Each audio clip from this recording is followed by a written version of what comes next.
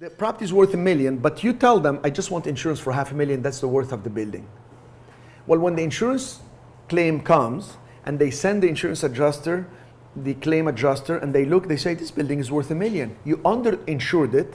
So now, not only will we take a deductible, but we're gonna also wipe out another 20% of your claim as a penalty for this and that.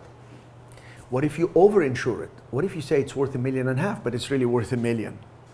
They do the same. Hey, you overinsured it, it's only worth so much, we're gonna charge you the deductible on the full amount that you said it was, and another 20% penalty for this.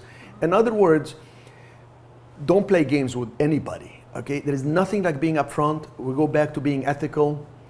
You will live a long life, a lot happier, and even if your life, God forbid, is not that long, you'll live a lot calmer and happier life. So the way I do it with the insurance, I told them, actually, interestingly enough, 1.5 years ago, it just hit me. And I went to Full Crow Insurance here, and I said, hey, by the way, I want you to come and assess the value of my buildings. And they said, oh, we have somebody that does that.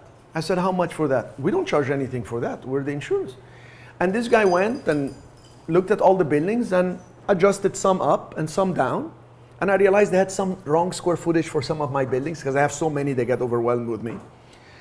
And we adjusted the value. So now when the claim happened after the hurricane and they came to sit down, I said, I want my lawyer to deal with your structural engineer that you have, tour the building, see the damage, come up with the list, minus the deductible, based on the values that you told me, and we take it from there.